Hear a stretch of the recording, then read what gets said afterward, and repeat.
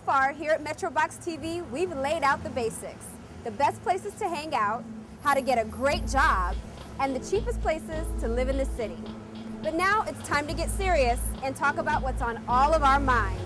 Money! It's so important in your 20s to really figure out what it is that you want to do with the rest of your life. Allow yourself to make some frivolous decisions and learn from your mistakes. But it's time to start thinking about money in a more responsible and practical manner than you're probably used to. We're here with Jonathan Gordon from the Debt Counseling Corporation to learn how to make the right financial decisions.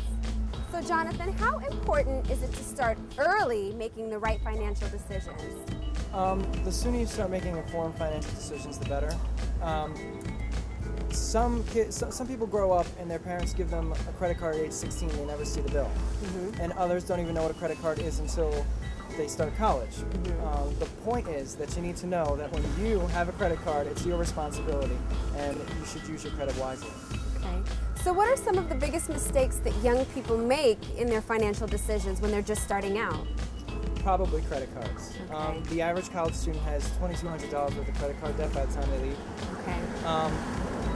They don't realize that when you buy something for, say, $100, after interest charges, it turns into like $300. You know, they don't realize that what they buy today, they're paying more for later. You have someone who just graduated from college, they've got a job, they've got student loans, really expensive New York City apartment. How do they even begin to start thinking about saving? It starts with a budget, as dull as it sounds. A budget or a spending plan. When you develop a budget, you have each category right in front of you. You can go through it. You can see where you might cut back. You say, "Oh, I don't turn off lights. I can start turning off, my electricity, or I can start doing this less or that." Okay. And if you still can't figure out where it's going, you always have the option of doing like a spending log, where you write down everything that you spend on a list, every single little thing. And what you notice is that the cup of coffee you have for $3 every day adds up to like $80 at the end of the month when you could just make it at home. So what about credit cards? Friend or foe? Are they really a necessity? Credit cards are absolutely necessary, but not in the way that people think. Okay. You need them to rent a car, you need them to get a hotel, book a flight. You need them to establish a good credit history. Right. And in case of emergencies. Okay. When you use credit cards, you want to keep in mind that you have to have the money to back it up. You shouldn't just spend excessively. So how important is choosing the right apartment when you're trying to be responsible with your financial choices? It's very important, as is the case with me when I lived in the city and my friends now. You tend to work all day and then come back to your apartment. You're working for the apartment. Right. So it's a good idea when you're first starting out, because at your first job you're not going to make that much money. So you're going to want to go ahead and get some roommates, 1, 2, 3. Right. 4. And then just continue from there and consider the boroughs. You're still right by the city. You don't pay Manhattan prices though. You get food, entertainment, housing in most cases. It's not as expensive as if you lived in the city. Sure.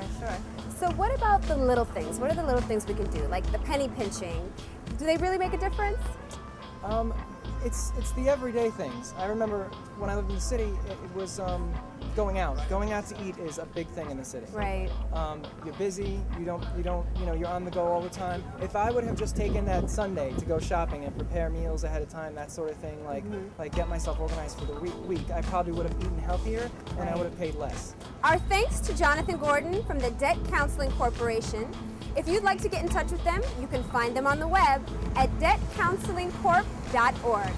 We've all been there when the stress of finances start to overwhelm, but with some proper planning and management, there is a way to enjoy your post-college years responsibly.